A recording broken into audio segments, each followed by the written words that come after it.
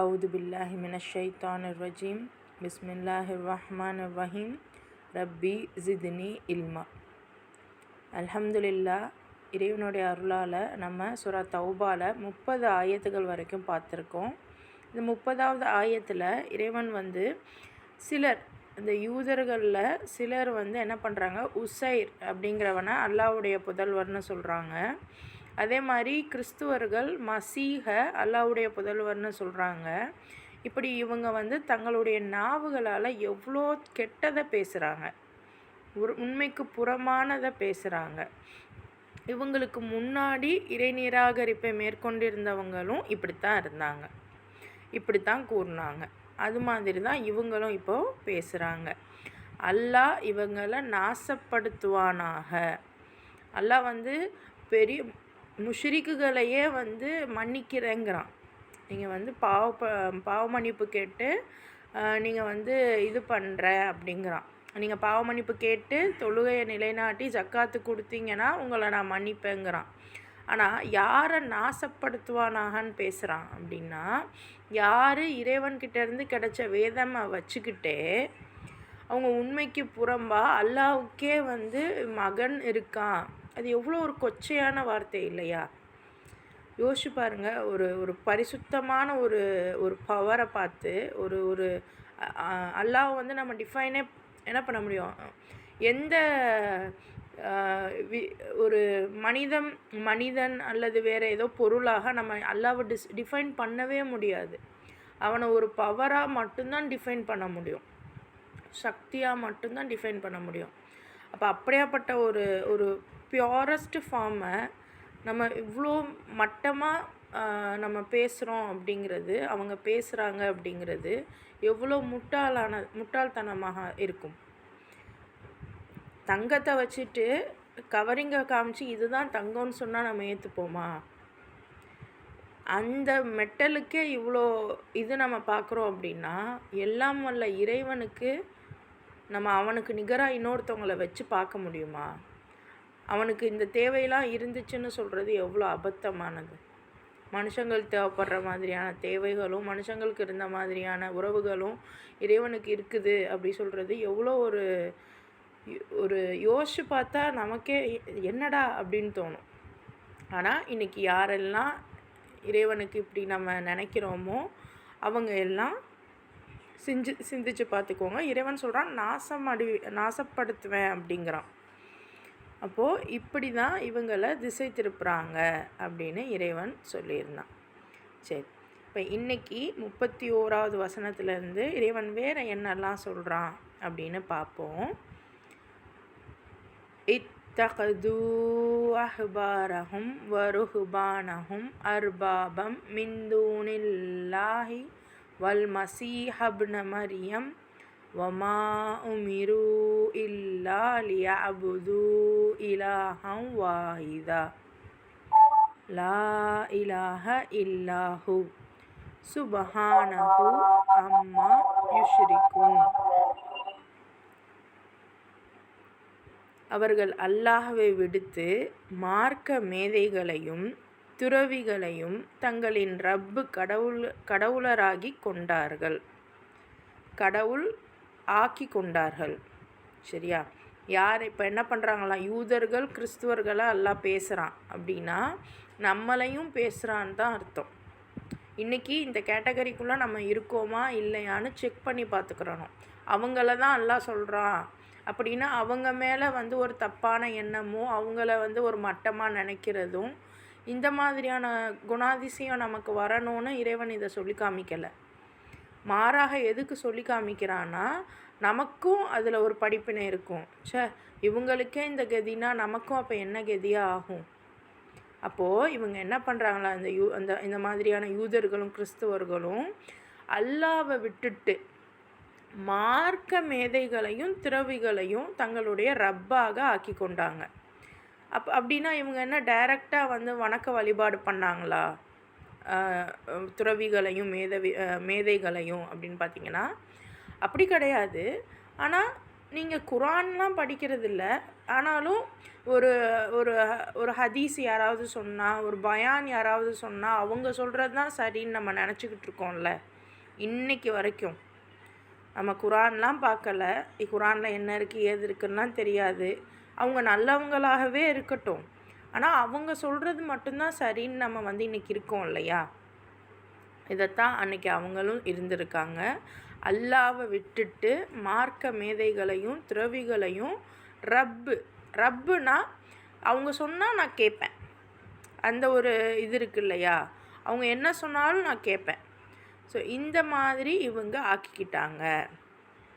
So இன்றைக்கும் இந்த மற்ற மதத்தவரும் எங்களுடைய கடவுள் அப்படின்னு சொல்கிறது என்ன அப்படின்னு பார்த்திங்கன்னா, இவங்க ஒரு நல்ல மனுஷங்க தான், நல்லவங்க தான், இவங்க சொன்ன வார்த்தையை நான் கேட்க போகிறேன் அப்படின்னு தான் சொல்கிறாங்க. இன்ஃபேக்ட் இன்றைக்கி நமக்கு தெரிஞ்ச முறையில் பார்க்கக்கூடிய அம்பேத்கராக இருக்கட்டும், இன்னும் பார்த்திங்கன்னா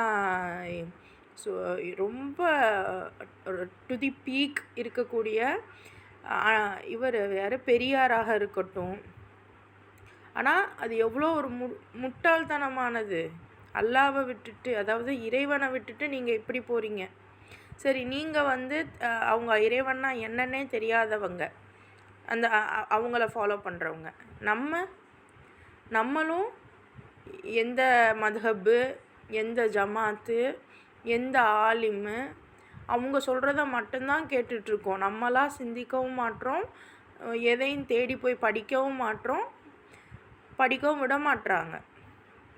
விடமாட்றாங்கன்னு சொல்லக்கூடாது. அடுத்தவங்கள நம்ம ப்ளேம் பண்ணி பிரயோஜனம் இல்லை. நம்ம போக மாட்டோம், நம்ம பார்க்க மாட்டோம். ஆனால் அல்லாஹ் சொல்கிறான், இப்படி இந்த மாதிரி ஆட்களை நீங்கள் என்னை விட்டுட்டு அவங்கள ரப்பாக்கிக்கிட்டீங்க.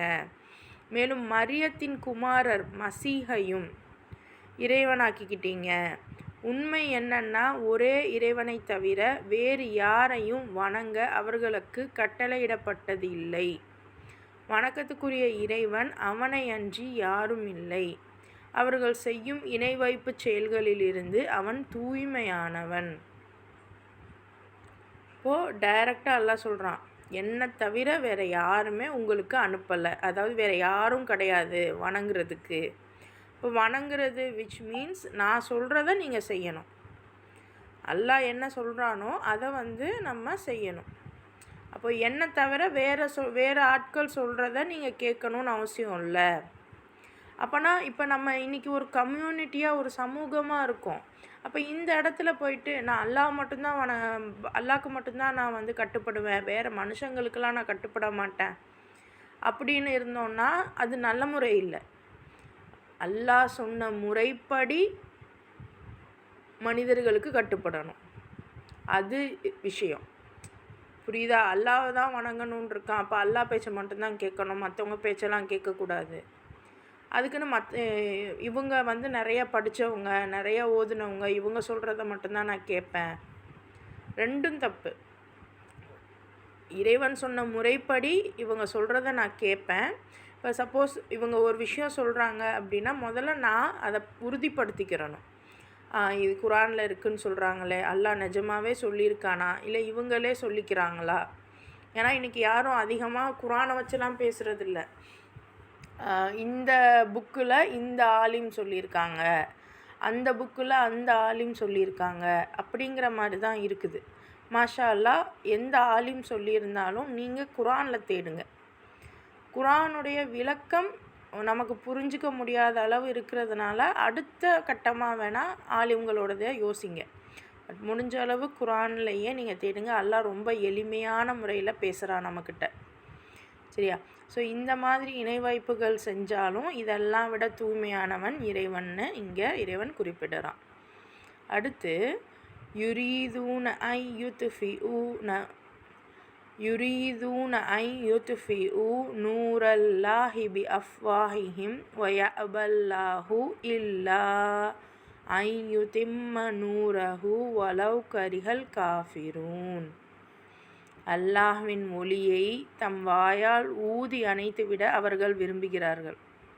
ஆயினும் அல்லாஹ் தன் ஒளியை நிறைவு செய்யாமல் விடமாட்டான். இறை நிராகரிப்பாளர்களுக்கு அது எவ்வளவு வெறுப்பாக இருந்தாலும் சரியே. அப்போ அல்லாஹுடைய அந்த வெளிச்சம் ஏன்னா இந்த உலகத்தில் நம்ம சரியான பாதையில் போகணுன்னு தானே கேட்டு நம்ம உள்ளே வரோம். அப்போ அந்த பாதை வேணும்னா எனக்கு ஒளி வேணும். அந்த ஒளி இறைவன் தான் தரான். அந்த ஒளியை வாயால் ஊதி அணைச்சிட இவங்கெல்லாம் விரும்புகிறாங்க.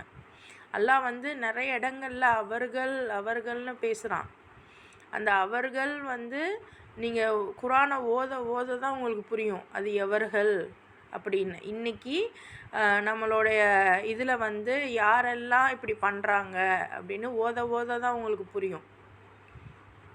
சரியா? இவங்க பொதுவாக ஒருத்தவங்கள நம்ம சொல்லிட முடியாது.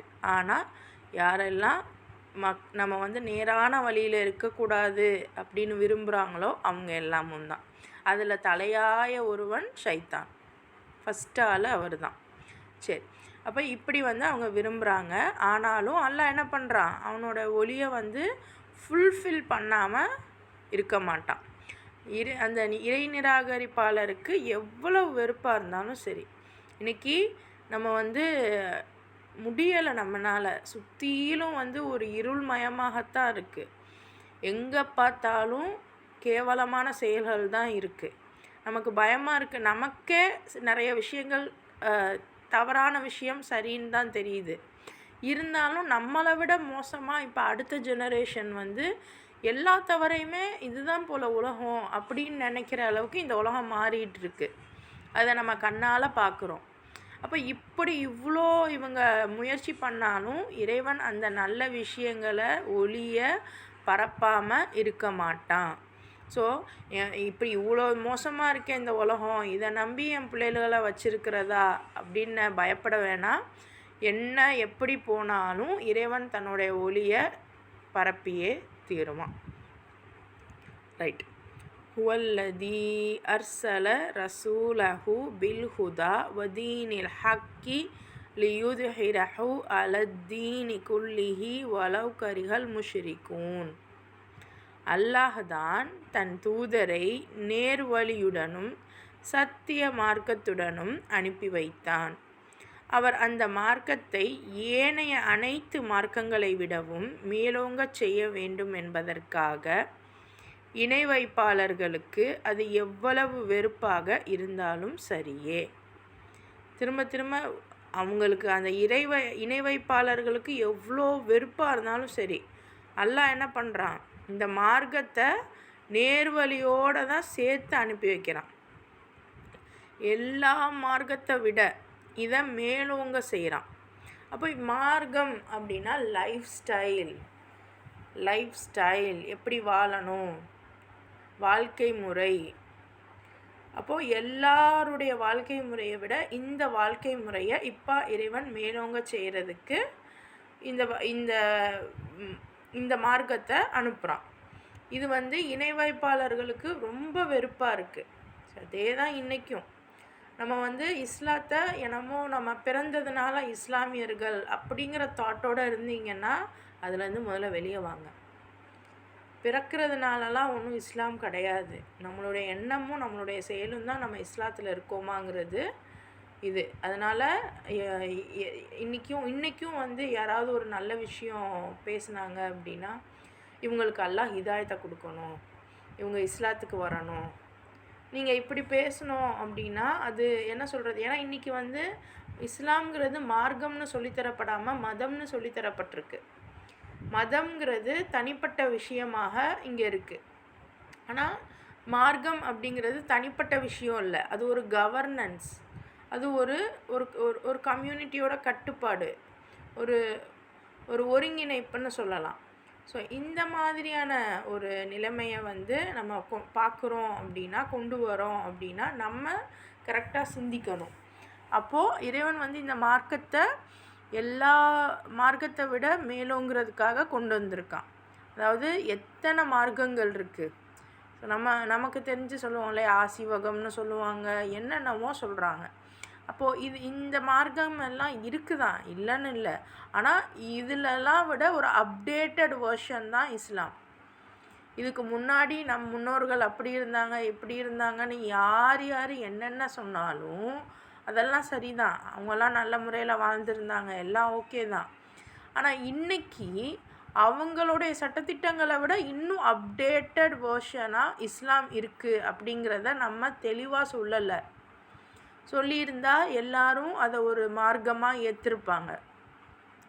இன்றைக்கி சூழலில் நம்ம அதை சொல்லாததுனால ஏன்னா இப்போது முன்ன காலத்தில் இருந்தவங்க நபியை பார்த்தாங்க, நபி ஸல்லல்லாஹு அலைஹி வஸல்லமுடைய தோழர்களை பார்த்தாங்க, அது ஓகே. இப்போ உள்ளவங்க யாரை பார்க்குறாங்க? நம்மளை தான் பார்க்குறாங்க. ஏன்னா நம்ம தான் நபியை ரசூல்னு நம்பி அவருக்கு கொண்டு வந்த அந்த குரானை கையில் வச்சுட்டு இருக்கோம். அப்போ நம்ம எப்படி எத்தி வைக்கணும் பிறருக்கு? இஸ்லாம்னா என்ன, எந்த மார்க்கத்தை இறைவன் இந்தந்த சட்டம் சொல்கிறான், இந்த சட்டத்தை தான் நம்ம ஃபாலோ பண்ண போகிறோம், நீங்கள் ஃபாலோ பண்ணிங்கன்னா இதுதான் இஸ்லாம் அப்படின்னு சொல்லும்போது யார் தான் அதை வேணான்னு சொல்ல போகிறா? சொல்லுங்கள். ஒரு தொழுகையை கூட நம்ம என்னமோ நமக்கு மட்டும் உள்ளதுன்ற மாதிரி நம்ம பிரகடனப்படுத்திக்கிறோம். யோகாவை என்ன பண்ணுறோம், இது ஒரு எக்ஸசைஸ் தான், இது யார் வேணால் பண்ணலாம் அப்படின்னு சொல்கிறோம்.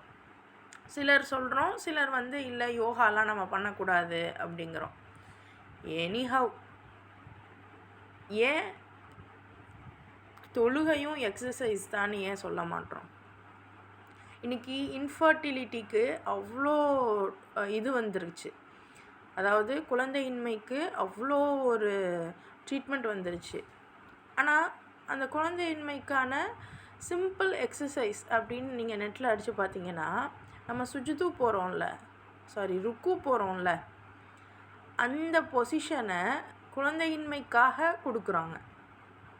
அப்போது நமக்கு என்ன சொல்லப்படுது, உங்களுக்கு குழந்தை இல்லையா, சஜ்தா பண்ணி நீங்கள் அல்லாட்ட கேளுங்க அப்படின்னு சொல்கிறாங்க. ஆனால் அது ஒரு என்ன சொல்கிறது, ஒரு இது மாதிரி தான் நமக்கு காண்பிக்கப்படுது, அது ஒரு சடங்கு மாதிரி தான் காண்பிக்கப்படுது. ஆனால் உண்மையிலே நீங்கள் சஜ்தா பண்ண உங்களுடைய அந்த ஃபர்டிலிட்டிக்கான வாய்ப்புகள் அதிகரிக்கும். உங்களோட ஹார்மோன்லேருந்து உங்களுடைய கருப்பையிலேருந்து எல்லாமே ப்ராப்பராக ஃபங்க்ஷன் ஆகும். அப்போது ஏன் நீங்கள் இறைவன் சொன்ன எல்லா இதையுமே சடங்காக மட்டும் பார்க்குறீங்க? அதை நார்மலாக ப்ராக்டிக்கல் லைஃபாக நீங்கள் காமிச்சிருந்தீங்கன்னா இதே இப்போ அவங்க அப்படி தான் காமிக்கிறாங்க. எக்ஸசைஸ்ன்னு போட்டால் நீங்கள் எந்த இதாக இருந்தாலும் எக்ஸசைஸ் பண்ணுவாங்க. நாங்கள் இந்த எக்ஸசைஸ் பண்ண மாட்டோம், ஏன்னா நாங்கள் இந்த மதம் அந்த மதம்னு யாராவது சொல்கிறாங்களா? ஜிம்முக்கு போகிறவங்களாம் யாராவது ஏதாவது சொல்கிறாங்களா? ஆனால் தொழுகையை மட்டும் நம்ம மதத்துக்கு மட்டும் உரியதுன்ற மாதிரி நம்மளே கட்டமைக்கிறோம். இப்போ இந்த மாதிரி எத்தனை விஷயங்களை நம்ம கட்டமைச்சிருக்கோம், எத்தனை விஷயத்துலேருந்து நம்ம முதல்ல வெளியே வரணும். அப்போது எனக்கு குழந்தை இல்லை அப்படின்னு நினைக்கிறவங்க, இப்படி செஞ்சால் நிஜமாகவே அந்த ஃபங்க்ஷன்லாம் நல்லா நடக்குமாமே. அப்போ இது ஒன்று கண்டிப்பாக அல்லாஹ் மீது இருக்கக்கூடிய நம்பிக்கை, அதில் எந்த மாற்றமும் இல்லை. அல்லாஹ் எனக்கு தருவான் அப்படின்னு நீங்கள் போய் சஜ்தாவில் விழுவீங்க. ஆனால் கூடவே இப்படி செஞ்சால் அந்த ஃபங்க்ஷனிங் ப்ராப்பராக இருக்குமா அப்படிங்கிற ஒரு நம்பிக்கை உங்களுக்கு இருந்துச்சுன்னா, அந்த நம்பிக்கையை உங்களுடைய பாடி ஃபங்க்ஷனிங்கை ப்ராப்பராக்கி கொடுக்கும். ஸோ இந்த மாதிரி நீங்கள் உங்கள் மார்க்கத்தை வெளிப்படுத்துங்க. இந்த மாதிரி தான் இறைவன் சொல்கிறான், இந்த மாதிரி நான் மேலோங்க வைப்பேன். ஸோ இவ்வளோ நாள் வரைக்கும் நமக்கே தெரியாது இதெல்லாம், ஆனால் இப்போ இறைவன் இதெல்லாம் நமக்கு புரிய வைக்கிறான் அப்படின்னா அவன் மேலோங்க வைக்கிறான். என்ன தான் இணை வைப்பாளருக்கு இது வெறுப்பாக இருந்தாலும் அல்லாஹ் யார் மூலியமாவது மேலோங்க வச்சுட்டே இருப்பான், சொல்லிக்கிட்டே இருப்பான். நம்மெல்லாம் ஒரு ஒரு ஒரு வருஷத்துக்கு முன்னாடி நினச்சி பார்த்ததுண்டா இப்படி நம்ம ஒரு குரூப்பாக சேர்ந்து இறைவனுடைய வார்த்தைகளை கவனிப்போம் அப்படின்னு? ஆனால் இன்றைக்கி இறைவன் அந்த வாய்ப்பை கொடுத்துருக்கான்ல. ஸோ அந்த மாதிரி தான் இதுவே நிறைய பேருக்கு வெறுப்பை ஏற்படுத்தும். என்ன இவங்க இப்படி பண்ணுறாங்க, இவங்க இஷ்டத்துக்கு எப்படி இதெல்லாம் சொல்ல போச்சு, இதுக்குன்னு ஒரு தகுதி வேணாமா, யார் வேணால் குரானுடைய தஃப்சீர் சொல்லிடலாமா, குரானுடைய தர்ஜுமா ஓதிடலாமா அப்படின்லாம் நிறைய பேர் பேசுகிறாங்க. கைர் மாஷா அல்லாஹ். பட் ஸ்டில் இறைவன் நாடுனா யாருக்கு வேணாலும் யார் மூலமாக வேணாலும் சொல்லித்தருவான். இது உங்களுக்கு எவ்வளோ வெறுப்பாக இருந்தாலும் சரி. அடுத்து யா ஐயுஹல்லதீன ஆமனு இன்ன கசீரம் மினல் அஹ்பாரி வர் ருஹபானி லயஅகுலூன அம்வாலன் நாசி பில் பாத்திலி வயசுத்தூன அன் சபீலில்லாஹ் வல்லதீன யக்னிசூன الذهب والفضة ولا ينفقونها في سبيل الله فبشرهم بعذاب أليم. இறை நம்பிக்கையாளர்களே, வேதம் வழங்கப்பட்டவர்களை சார்ந்த பெரும்பாலான அறிஞர்களும் துறவிகளும் மக்களின் பொருள்களை தவறான முறையில் விழுங்குகிறார்கள். மேலும் அவர்களை அல்லாஹ்வின் வழியில் செல்ல விடாமல் தடுக்கிறார்கள். எவர்கள் தங்கத்தையும் வெள்ளியையும் சேகரித்து வைத்துக்கொண்டு அவற்றை அல்லாஹ்வின் வழியில் செலவு செய்யாமல் இருக்கிறார்களோ அவர்களுக்கு துன்புறுத்தும் தண்டனை இருக்கிறது எனும் நற்செய்தியினை நீர் அறிவிப்பீராக. அல்லாஹ் பாருங்களேன், உங்களுக்கு தண்டனை இருக்குது அப்படிங்கிறதையே இப்போ நம்ம சொல்லுவோம்ல, இருக்குது உனக்கு கேக்கு வெட்டுறோம் இரு, உனக்கு பிறந்த நாள் கொண்டாடுறோம் இரு அப்படின்லாம் சொல்லுவாங்க. என்னென்னா அடி இருக்குது அப்படிங்கிறதுக்கு இப்படி கொஞ்சம் மாற்றி சொல்லுவாங்க. இது எங்கள் வீட்டில் இருக்கக்கூடிய ஒரு பழக்கம். ஸோ அந்த மாதிரி நம்ம குழந்தைய ஒரு ஒரு பயமுறுத்த போகிறோம் அப்படின்னா அதை கொஞ்சம் ஸ்வீட்டாக பயமுறுத்துவோம். அல்லாவும் அதே தான் செய்கிறான். இந்த மாதிரி இந்த முக்கியமாக யாருக்கு செய்கிறான்? இந்த வேதம் கையில் கிடச்சி அதை ஓதி அதில் நீங்கள் நல்ல முறையில் இருக்கீங்க. அது யாராக வேணா இருந்தாலும் சரி, நீங்கள் கிறிஸ்தவர்களாக இருந்தாலும் சரி, யூதர்களாக இருந்தாலும் சரி, முஸ்லீம்களாக இருந்தாலும் சரி, பிராமணர்களாக இருந்தாலும் சரி. பிராமணர்கள் யூதர்கள் தானா பூநூல் போட்டுட்டு இருக்கிறவங்க? ஸோ அதை பற்றிலாம் முதல்ல உங்களுக்கு தெரியுமா? பிராமணர்கள் யார்? இன்றைக்கி நம்ம தமிழ்நாடாக இருக்கட்டும், தமிழ்நாடு பொலிட்டிக்ஸ் எதை சார்ந்து இருக்குது? அந்த அரசியல், மதம் இதெல்லாம் என்ன, அதெல்லாம் யோசித்து பாருங்கள். எப்படி அவங்க எடுக்கிறாங்க. வெறும் ஹிந்துஸ் கோயில்களில் மட்டும்தான் இது நடக்குதா அப்படின்னா இல்லை. நீங்கள் தர்காக்களில் போய் பாருங்கள். இன்னும் அந்த தர்காக்களில் சம்பந்தமே இல்லாமல் காணிக்கை போடுறோம். அது ஏதோ சொல்லுவாங்க, கண்டிப்பாக அந்த காணிக்கை போட்டு தான் ஆகணும், வேறு யாருக்கும் கூட கொடுக்கக்கூடாது, அங்கே தான் அந்த குண்டியலில் தான் போடணும். இது எந்த மாதிரியான ஒரு உளவியல்னு எனக்கு தெரியலை. ஆனால் அந்த மாதிரி இப்போ போடுறது எல்லாம் யாருக்கு போகும்? அந்த தர்காவில் இருக்கக்கூடிய அந்த ஆலிம் ஆர் அது என்ன சொல்லுவாங்க எனக்கு தெரியல, பட் அந்த பொசிஷனில் இருக்கிறவங்களுக்கு தான் அது போகும். ஸோ அந்த மாதிரி எல்லா இடங்கள்லையுமே என்ன பண்ணுறாங்களாம், தவறான முறையில் மக்களோட பொருளை சாப்பிட்றாங்க. அல்லாஹ் சொல்கிறாங்க. எல்லாரும்னு இங்கே குறிப்பிடலை அல்லாஹ், அது நோட் பண்ணுங்கள். எல்லாரும் அப்படின்னு பேசலை. பெரும்பாலான அறிஞர்களும் துறவிகளும் மக்களோட பொருள்களை தவறான முறையில் சாப்பிட்றாங்க. இப்போ அதே மாதிரி அவங்கள தவறான வழியில் அனுப்புகிறாங்க, நேர் வழி போக விடாமல் தடுக்கிறாங்க. இப்போ நம்ம எத்தனை பேர் குரானை ஓதியிருக்கோம்? நம்ம 10 தடவை கூட ஓதி முடிச்சிருப்போம், மனனம் கூட பண்ணியிருப்போம். ஆனால் எத்தனை பேருக்கு குரானில் என்ன இருக்குதுன்னு முழுசாக எனக்கு தெரியும்? அட்லீஸ்ட் ஒரு தடவையாவது முழுசாக நான் குரானை புரிஞ்சு நான் ஓதியிருக்கேன். யாராவது நம்ம இருக்கோமா? அப்போ ஓத விடாமல் நம்மளை யார் தடுத்துருக்கா? நம்மளும் மதரசா போனோம். வீட்டில் என்ன தான் இது பண்ணாலும் மதரசாக்குன்னு ஒரு டைம் கண்டிப்பாக கொடுத்தாங்க, நம்ம போனோம். ஆனால் ஸ்கூல் படிப்புக்கு கொடுத்த அளவுக்குலாம் மதரசா படிப்புக்கு கொடுக்கல. அப்படி கொடுக்காமல் இருந்த எல்லாரும் தான் தடுத்துருக்காங்க. சரியா? இப்போ நம்மளும் மதரசாவுக்கு டைம் கொடுக்கல, school, tuition, extra curricular activities இதுக்கெலாம் கொடுக்குறோம் அப்படின்னா நம்மளும் தான் தடுக்கிறோம், நேர் வழியில் செல்ல விடாமல்.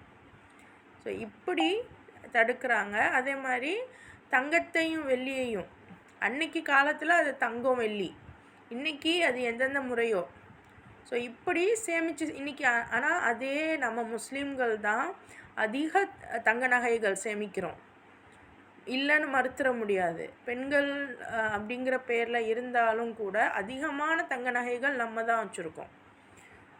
ஹிந்துஸ் கூட அவ்வளோ தங்க நகைகள் வச்சுருக்காங்களான்னு எனக்கு தெரியல.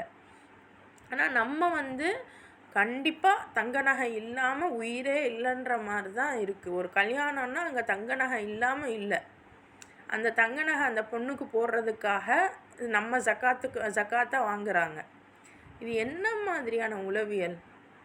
ஆனால் அல்லாஹ் சொல்கிறான், தங்கத்தையும் வெள்ளியையும் நீங்கள் வந்து என்னோட பாதையில் செலவு செய்யாமல் நீங்கள் சேமித்து வச்சிங்க அப்படின்னா உங்களுக்கு துன்புறுத்தக்கூடிய தண்டனை இருக்குது, நற்செய்தியை சொல்லிடுங்க அப்படின்னு சொல்கிறான். யௌம யுஹ்மா அலைஹா ஃபீ நாரி ஜஹன்னம ஃபதுக்வா பிஹா ஜபாஹுஹும் வ ஜுனூபுஹும் வ ஸுஹூருஹும் ஹாதா மா கனஸ்தும் லி அன்ஃபுசிக்கும் ஃபதூகு மா குன்தும் தக்னிசூன். ஒரு நாள் வரும், அந்நாளில் அதே தங்கமும் வெள்ளியும் நரக நெருப்பில் பழுக்க காய்ச்சப்பட்டு பிறகு அவற்றால் அவர்களின் நெற்றிகளிலும் விலாப்புறங்களிலும் முதுகுகளிலும் சூடு போடப்படும். இவைதாம் நீங்கள் உங்களுக்காக சேகரித்து வைத்திருந்த கருவூலங்கள். எனவே நீங்கள் சேகரித்து வைத்திருந்த செல்வத்தை சுவையுங்கள். அப்போது யோசிச்சு பாருங்களேன், அல்லாஹ் வந்து எனக்காக உங்களோட உடைமைகளை உங்கள் பொருளெல்லாம் தியாகம் பண்ணுங்கங்கிறான். ஒரு பிரச்சனை இருக்குது, அந்த பிரச்சனைக்கு யாரோ ஒருத்தவங்க என்ன பண்ணுறாங்க, இல்லை இது செய்யாதீங்க அப்படின்னு குரல் கொடுக்க போய் அவங்கள தூக்கிட்டு போய் ஜெயிலில் வச்சுட்டாங்க. இப்போ அந்த ஜெயிலில் நல்ல விஷயத்துக்காக தான் அவர் குரல் கொடுத்தாரு, ஆனால் அவரை கொண்டு போய் ஜெயிலில் வச்சுட்டாங்க. இப்போ அவரை ரிலீஸ் பண்ணுறதுக்கு ஒரு நம்மக்கிட்ட வந்து ஒரு 2 பவுன் நெக்லஸோ ஏதோ இருக்குது. அந்த 2 பவுன் நெக்லஸை விற்று அவரை போய் ரிலீஸ் பண்ணுவோமா? அவர் யார் என்னன்னெலாம் தெரியாது, ஆனால் நல்ல காரியத்துக்காக, அதாவது அல்லாஹ் என்ன சொல்கிறான், நல்ல விஷயங்கள் செய்ய சொல்கிறான். ஸோ ரொம்ப பேசிக்காகவே பாருங்கள், ஒரு நல்ல விஷயத்துக்காக அவர் போயிட்டார், யார் என்னன்னே தெரியாது. இப்போ அவரை வெளிக்கொண்டு வர்றதுக்கு ஒரு முஸ்லீம் தன்னுடைய நகையை விற்று அந்த காசை கொடுக்குறாங்க. இந்த சம்பவம், இப்படி ஒரு சம்பவம் எங்கேயாவது நடக்குதா? நடக்குமா? நீங்கள் நானும் செய்ய ரெடியாக இருக்கோமா? இல்லைங்கிற பட்சத்தில் அல்லாஹ் அப்படி இருந்தால் எல்லாருமே வந்து வாலண்டியராக சர்வீஸ் பண்ண ரெடியாக வருவாங்க. இப்போ எதனால் வந்து நம்ம வீட்டில் உள்ள ஆண்களை நீங்கள் வந்து ஊரொம்புக்கெலாம் போகாதீங்க அப்படின்னு நம்ம ஏன் தடுக்கிறோம்? ஒருவேளை அவர் போனார்னா, அவரை தூக்கி ஜெயிலில் போட்டாங்கன்னா யார் அவங்கள வெளியே கொண்டு வருவா? அந்த ஒரு பயம் எல்லா பெண்ணுக்கும் இருக்கும்ல. அதே மாதிரி ஒருவேளை அவரோட வேலை போயிடுச்சுன்னா நமக்கு உணவு யார் தருவா? ஆனால் இதே பெண்கள் மற்றவங்க இந்த மாதிரி போராடிக்கிட்டு இருக்கிறவங்களுக்கு, பெண்களோ ஆண்களோ யாராக இருந்தாலும், என்னோட நகையவோ பணத்தையோ நான் கொடுக்குறேன் அப்படின்னா அது எவ்வளோ பெரிய விஷயம். ஆனால் சுபஹானல்லாஹ் இன்றைக்கெலாம் வந்து சரி ரைட் ரொம்ப நான் இதை பற்றி நான் பேச வரல, பட் புரிஞ்சுக்கோங்க, இதுதான் விஷயம், இதுதான் இறைவன் கேட்குறான். சரியா? இதுதான் இறைவன் கேட்குறான். இதெல்லாம் சாத்தியமே இல்லை அப்படின்னு தோணும்ல. அப்படித்தான் நம்ம வளர்ந்துட்டோம். அப்போ இதே மாதிரி தான் நம்ம குழந்தைங்களுக்கும் நம்ம வந்து இதெல்லாம் தப்பு அப்படின்னு சொல்கிறதெல்லாம் அவங்க இதெல்லாம் சாத்தியமே இல்லை, இது செய்யாமல் எப்படி இருக்க முடியும் அப்படி கேட்பாங்க. ஆனால் அல்லாஹ் சொன்னது இதுதான், உங்கள் உடைமைகளாலும் உங்கள் பொருள்களாலும் எனக்காக நீங்கள் செலவு பண்ணணும். எனக்காக என்னுடைய சொல்லுக்காக யாரெல்லாம் அங்கே வந்து கஷ்டப்படுறாங்களோ அவங்கள நீங்கள் அவங்களுக்கு உதவி புரிகிறதுக்காக நீங்கள் செலவு பண்ணணும். நீங்கள் சேமித்து வைக்கிறத பழுக்க காய்ச்சி உங்கள் முதுகில் தான் போடுவேன் அப்படின்ட்டு இறைவன் வந்து குறிப்பிட்றான். ஸோ சிந்திச்சு பார்த்துக்கிறங்க. இன்ன இத்தத ஷுஹூரி இந்தல்லாஹி இஸ்னா அஷர ஷஹரன் ஃபீ கிதாபில்லாஹி யௌம கலக சமாவாத்தி வல் அர்த மின்ஹா அர்பஅத்தன் ஹுரும் ذَلِكَ الدِّينُ الْقَيِّمُ فَلَا تَظْلِمُوا فِيهِنَّ أَنفُسَكُمْ வகாத்திலுல் முஷ்ரிகீன காஃபதன் கமா யுகாத்திலூனக்கும் காஃப வஅலமு அன்னல்லாஹ மஅல் முத்தகீன்.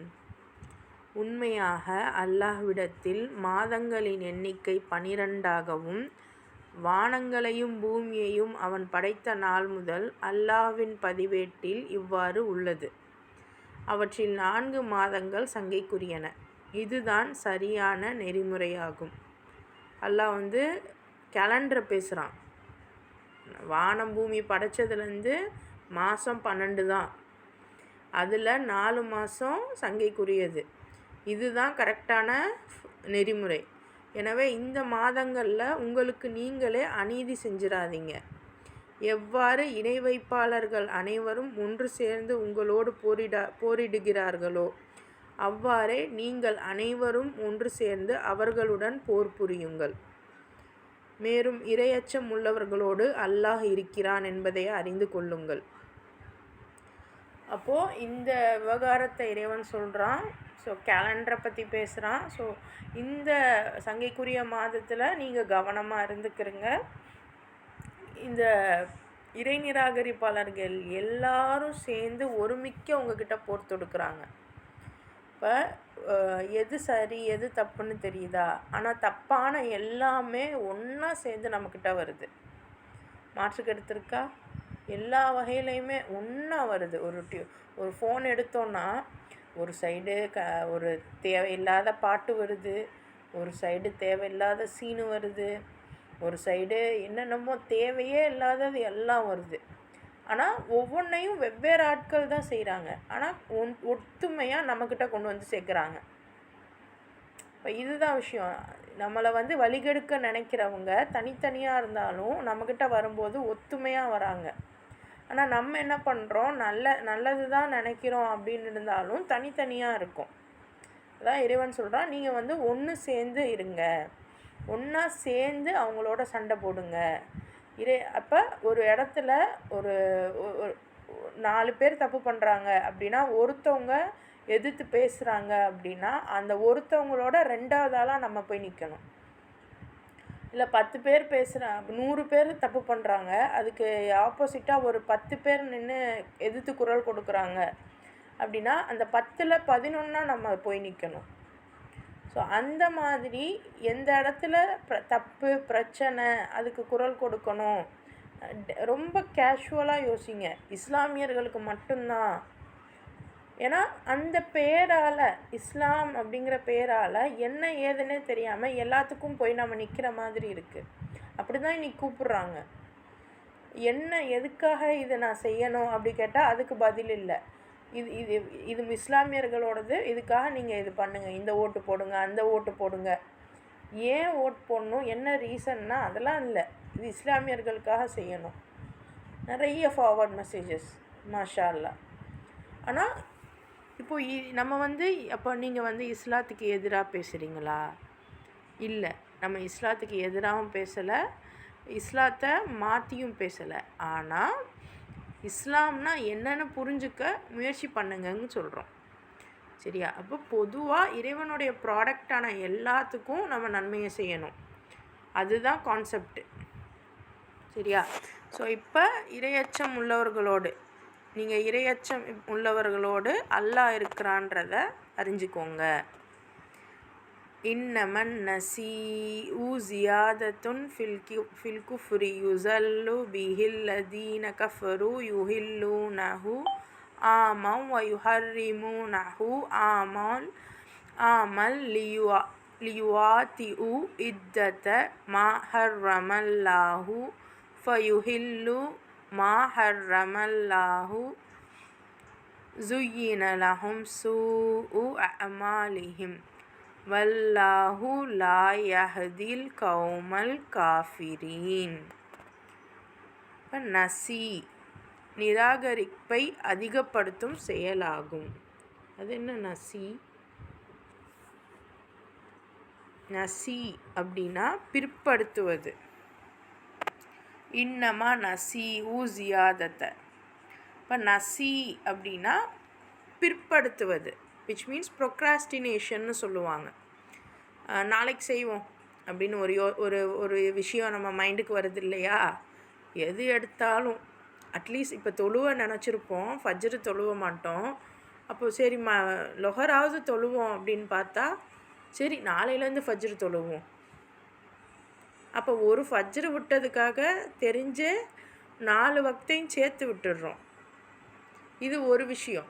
பட் இது இல்லாமல் நிறைய இந்த மாதிரி ஒரு பிரச்சனை இருக்குது, அதுக்கு ஏதாவது ஒரு போராட்டம் பண்ணணும், ஏதோ ஒரு விஷயம், ஒரு பிரச்சனையை எதிர்த்து நம்ம பேசணும் அப்படின்னா ஒரு பயம், நம்ம பேசலாமா வேணாமா, அதுவாக இருக்கட்டும், சரி நாளைக்கு பேசிக்கிடுவோம், அதுவாக இருக்கட்டும், இது எல்லாமே நசி தான். அதாவது தாமதப்படுத்துவது தான், பிற்படுத்துவது தான்.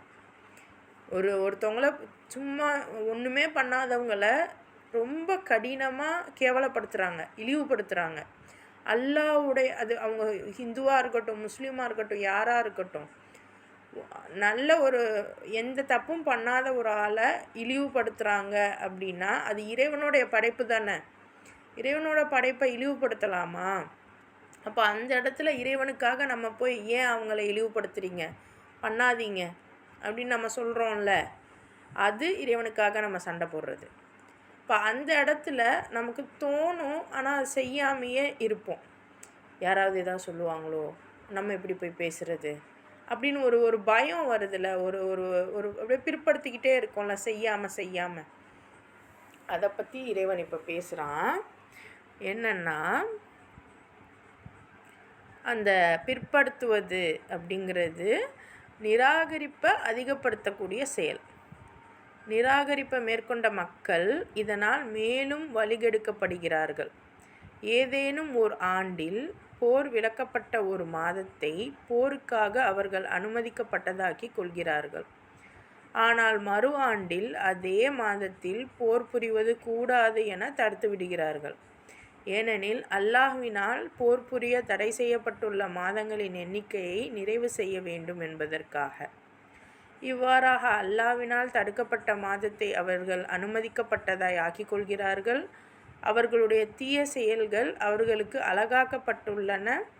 சத்தியத்தை மறுக்கும் மக்களுக்கு அல்லாஹ் நேர்வழி காட்டுவது இல்லை. அப்போது அல்லாஹ் 12 மாதம்தான், அதில் 4 மாதம் உங்களுக்கு புனிதமான மாதம் அப்படின்னு இறைவன் குறிப்பிட்டு சொல்லிட்டான். ஆனால் இவங்க என்ன பண்ணுறாங்க, இவங்களுடைய லாபத்துக்காக அந்த 4 மாதத்தில் 1 மாதத்தில் சண்டை போடுறாங்க, இவங்களுடைய பர்சனல் இதுக்காக. அப்போது இந்த வருஷம் இப்போ ரமலான் மாதத்தில் போர் செய்கிறது தடை அப்படின்னா, இவங்க என்ன பண்ணுறாங்க, அந்த இந்த டைம் ரமலான் மாதத்தில்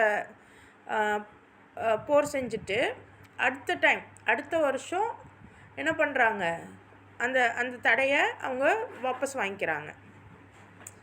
புரியுதா? அதாவது இந்த வருஷம் ஒரு மாதத்தில் போர் தடை செய்யப்பட்ட மாதத்தில் இந்த வருஷம் போர் புரிகிறாங்க. அடுத்த வருஷம் என்ன பண்ணுறாங்க, போர் புரிய மாட்டுறாங்க. ஆனால் இப்போ ஒரு வருஷத்தை போர் புரிஞ்சிட்டோமே அப்படின்னா, இப்போ இந்த 4 மாதத்துலேருந்து வேறு ஏதாவது ஒரு மாதத்தை தடை செய்த மாதமாக இவங்களே அறிவிச்சுக்கிறாங்க. இது எவ்வளோ பெரிய விஷயம். அல்லாஹ் கரெக்டாக சொல்லிட்டான், இது உங்களுக்கு அனுமதி, இதில் அனுமதி இல்லைன்னு. ஆனால் இல்லை நான் தெரியாமல் பண்ணிட்டேன் அப்படின்னு சொல்லிட்டு வேறு ஒரு இதில் போயிட்டு நம்ம செய்கிறது சரியா? அது முதல்ல எல்லாத்துலேயும் மஞ்சத்தூள் போடுங்க, மிளகாத்தூள் போடுங்கன்னு தான் இறைவன் அதாவது ஒரு சமைக்கிறோம், இதுக்கு மஞ்சத்தூள் போடணும், மிளகாத்தூள் போடணும், எல்லாம் ஓகே. பாயாசத்தில் போயிட்டு மஞ்சத்தூள் மிளகாத்தூள் போடணும், பட் நான் குழம்புல போட மறந்துட்டேன், அதனால் நான் பாயாசத்தில் போடுறேன் அப்படின்னு சொன்னால் எப்படி? அது சரியா? மாற்றி பாயாசத்துக்கு போட வேண்டிய வெல்லத்தை குழம்புல போட வேண்டிய மஞ்சத்தூளை பாயாசத்துலேயும் போட்டால் அந்த உணவு எப்படி இருக்கும்? ஆனால் நம்ம சட்டங்களை மட்டும் இப்படி நம்ம இஷ்டத்துக்கு மாற்றிக்கிறோம். அது செய்யலாமா? ஆனால் அல்லாஹ் சொல்கிறான், இப்படித்தான் இவங்களுக்கு இந்த தீய செயல்கள்லாம் அழகாக காட்டப்பட்டிருக்கு. ஆனால் நீங்கள் சத்தியத்தை மறுக்கிறீங்க, உண்மையை மறுக்கிறீங்க அப்படின்னா அல்லாஹ் உங்களுக்கு நேர்வழி காட்டவே மாட்டான். ஸோ இது யுத்தம் சம்மந்தமாக வருது. யுத்தம் நமக்கு அந்த அளவுக்கு கிளாரிட்டி இல்லை தான், நம்ம ஒத்துக்கிட்டு தான் ஆகணும். நமக்கு யுத்தம் பற்றிலாம் பெருசாக ஒன்றும் தெரியாது. ஆனாலும் இதில் உள்ள படிப்பினையை நீங்கள் உங்கள் வாழ்க்கையில் அப்ளை பண்ணுங்கள். சரியா? எஜுகேஷன், கல்வி அப்படிங்கிறது நான் கற்றுக்கிட்டதை என் வாழ்க்கையில் எனக்கு தேவையான மாதிரி நான் எப்படி யூஸ் பண்ணுறது, அடுத்து நான் கற்றுக்கிட்டதை வச்சு பிறருடைய வாழ்க்கைக்கு நான் எப்படி பலனை ஏற்படுத்துறது. இந்த கல்வி தான் இறைவன் எல்லாருக்கும் பொதுவாக கொடுத்துருக்கிறது. ஆண் பெண் எல்லாத்துக்கும் பொது. அதனால் கல்வியை சரியாக நீங்கள் எடுத்துக்கோங்க. சரியா? யா ஐயுஹல்லதீன ஆமனு கூப்பிட்டான், இறை நம்பிக்கையாளர்களே. மாலக்கும் இதா கீழலக்குமுன் ஃபிரு ஃபீ சபீலில்லாஹி சாக்கல்தும் இலல் அர்ஸ் அராசீத்தும் பில் ஹயாத்தித் துனியா மினல் ஆஹிரா ஃபமா மதாஉல் ஹயாத்தித் துனியா ஃபில் ஆஹிரதி இல்லா கலீல். இப்போ இறை நம்பிக்கை கொண்டவர்களே, உங்களுக்கு என்ன நேர்ந்து விட்டது? அல்லாஹ்வின் வழியில் புறப்படுங்கள் என்று உங்களிடம் கூறப்பட்டால் பூமியிலேயே அமிழ்ந்து கிடக்கிறீர்கள். அப்போ யோசிச்சு பாருங்கள், சொந்த வீடு வாங்கணும், வாசம் வாங்கணும், தோட்டம் வாங்கணும், துறவு வாங்கணும், நகை வாங்கணும், இதெல்லாம் ஒரு இஸ்லாமிய பெண்களுக்கு இருக்கக்கூடிய ஒரு நோக்கமாக இருக்குது. ஆனால் அல்லாஹ் என்ன சொல்கிறான்? மூமின்களே, உங்களுக்கு என்ன ஆயிடுச்சு? அல்லாஹ்வோட வழியில் புறப்படுங்கன்னு நான் சொன்னால் நீங்கள் இந்த பூமியிலேயே உட்கார்ந்துருக்கீங்க. அப்போது என்றைக்கு வேணாலும் இருக்கிறதையெல்லாம் விட்டுட்டு நம்ம போக வேண்டிய நிலை இருக்கும். அதுதான் மூமின்கள். அப்போ அப்படி போகிறதுக்கு எதுக்கு இவ்வளோ சிரத்தை எடுத்து எல்லாரையும் பாடாப்படுத்தி இவ்வளோ சேர்த்து வைக்கிறோன்னு தான் எனக்கும் தெரியலை. நான் உட்பட தான். இறைவன் நம்மளை பாதுகாப்பானாக. அப்போது இப்படி உங்ககிட்ட கூறப்பட்டால் பூமியிலே ஏன் அமிழ்ந்து கிடக்குறீங்க? மறுமையை விட உலக வாழ்க்கையில் நீங்கள் நிறைவடைஞ்சிட்டீங்களா? அப்படின்னா அறிந்து கொள்ளுங்கள், உங்கள் உலக வாழ்க்கையின் இன்பங்கள் அனைத்தும் மறுமைக்கு முன் மிக அற்பமானவையாகவே இருக்கும். இது ஆக்சுவலாக எப்படிப்பட்ட ஆயத்துனா, நபி ஸல்லல்லாஹு அலைஹி வஸல்லமோட கூட வந்த எல்லா சஹாபாக்களும் ரொம்ப ரொம்ப நாணயமானவங்க. நம்மலாம் அவங்களுக்கு கிட்ட கூட நெருங்க முடியாது. ஆனால் அவங்களே ஒரு கட்டத்தில் களைப்படைகிறாங்க போல். நம்ம நபியுடைய சீரா பார்க்கும்போது இன்ஷா அல்லாஹ் இந்த வசனங்கள்லாம் நமக்கு புரிய வரும். அந்த நிலைமையை நம்ம புரிஞ்சுக்க முடியும். பட் அப்படி இருந்தவங்கள்ட்டையே அல்லாஹ் இந்த வார்த்தையை சொல்கிறான், ஏன் நீங்கள் உட்காந்துட்டீங்க? மூமின்களை ஏன் உட்காந்துட்டீங்க? இந்த உலக வாழ்க்கையில் உள்ள சுகம் இன்பம்லாம் உங்களுக்கு பெருசாக தெரியுதா? அல்லாஹ்கிட்ட இருக்கக்கூடிய மறுமைக்கு முன்னாடி இதெல்லாம் ரொம்ப அற்பமானது அப்படின்னு இறைவன் பேசுகிறான். அப்போ அவங்களுக்கே அவ்வளோ வேலை பார்த்தா அவங்களுக்கே அல்லாஹ் இது சொல்கிறான்னா, ஒரு வேலையும் நம்ம தொடங்கவே இல்லை, ஒரு ஸ்டார்ட் கூட பண்ணலை. இப்படிப்பட்ட நமக்கு அல்லாஹ் எவ்வளோ சொல்லணும்? இப்போ இந்த உலகத்தில் உள்ள எல்லாமே வெறும் அற்பமானது தான். இதை நம்ம புரிஞ்சுக்கிட்டோம் அப்படின்னா எப்போவுமே நம்ம எது மேலேயுமே ஒரு ஆசையும் வராது, பொறாமையும் வராது, ஏக்கமும் வராது, கவலையும் வராது. இப்போது இந்த வசனங்களை நம்ம மனதில் வைப்போம். சரியா? உலக வாழ்க்கையின் இன்பங்கள் எல்லாம் மறுமைக்கு முன்னாடி மிக அற்பமானது. ரைட். இல்லா தன்ஃபிரு யுஅத்திபுக்கும் அதாபன் அலீமம் வயஸ்தப்தில் கௌமன் கைரக்கும் வலா தசுர்ருஹு ஷைஆ வல்லாஹு அலா குல்லி ஷையின் கதீர். நீங்கள் இறைவழியில் புறப்படவில்லையாயின் அல்லாஹ் உங்களுக்கு துன்புறுத்தும் தண்டனை அளிப்பான். மேலும் உங்களுக்கு பதிலாக வேறொரு சமூகத்தினரை கொண்டு வருவான். மேலும் அல்லாஹ்வுக்கு நீங்கள் எந்த ஒரு தீங்கும் செய்திட முடியாது. அல்லாஹ் யாவற்றின் மீதும் பேராற்றல் உடையவனாக இருக்கிறான். அப்போது நீங்கள் அல்லாஹ்வுடைய வழியில் புறப்படல அப்படின்னா, புறப்படுங்கன்னு முதல்ல சொல்லிட்டான். புறப்படலை அப்படின்னா துன்புறுத்தக்கூடிய தண்டனை இருக்குது. உங்களை தூக்கிட்டு வேற ஒரு சமூகத்தை உங்கள் இடத்துல கொண்டு வருவான். அதே தான் நமக்கும். அல்லாஹ்க்காக நம்ம வீட்டெல்லாம் விட்டுட்டு போகக்கூடிய சூழல் ஒரு நாள் வரும். வந்தால் ரெடியாக ஆக்கிடணும். அப்படி இல்லையா, நம்மளை டெமாலிஷ் பண்ணுறது இறைவனுக்கு புதுசே இல்லை. அவன் எத்தனையோ சமூகத்தை டெமாலிஷ் பண்ணியிருக்கான். அந்த மாதிரி இன்றைக்கும் பாருங்கள், எவ்வளோ ஊர்கள் அப்படியே ஒன்றுமே நேற்று இருந்துச்சு இன்றைக்கி இல்லாத மாதிரி ஆகுது. இறைவன் பாதுகாப்பானாக. அப்போது நம்மளை தூக்கிட்டு இன்னொரு சமூகத்தை அந்த இடத்துக்கு கொண்டு வர்றது இறைவனுக்கு ரொம்ப ஈஸியான வேலை. அதனால் நீங்கள் அல்லாஹ்க்கு எந்த ஒரு தீங்கும் செய்ய முடியாது. அல்லாஹ் எல்லாவற்றின் மீதும் பேராற்றல் உடையவனாக இருக்கிறான். சரியா? இப்போ அல்லாஹ்வுடைய பேரால் நீங்கள் போங்க, முன்னேறுங்க அப்படின்னு இறைவன் பேசுகிறான்.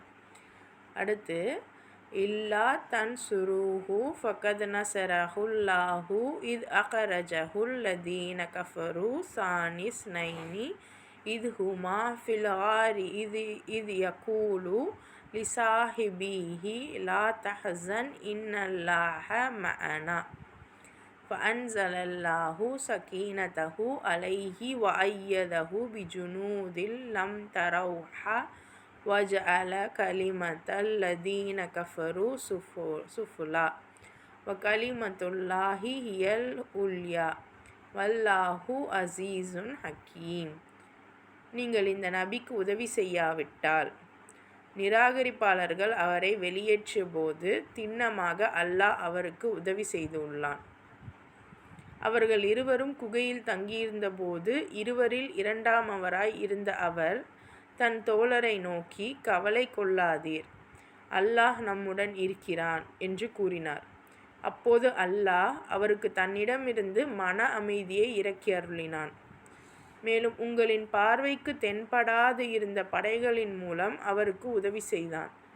மேலும் இறை நிராகரிப்பாளரின் வாக்கை தாழ்த்தினான். மேலும் அல்லாஹ்வின் வாக்குதான் மேலானதாக இருக்கிறது. அல்லாஹ் யாவற்றையும் மிகைத்தவனும் நுண்ணறிவாளனும் ஆவான். அப்போது இந்த ஆயத் ஹிஜ்ரத் பண்ணுறது அந்த டைமில் இறங்கியிருக்கு. நமக்கு எல்லாருக்குமே இந்த ஒரு சீனாரியோ தெரியும்.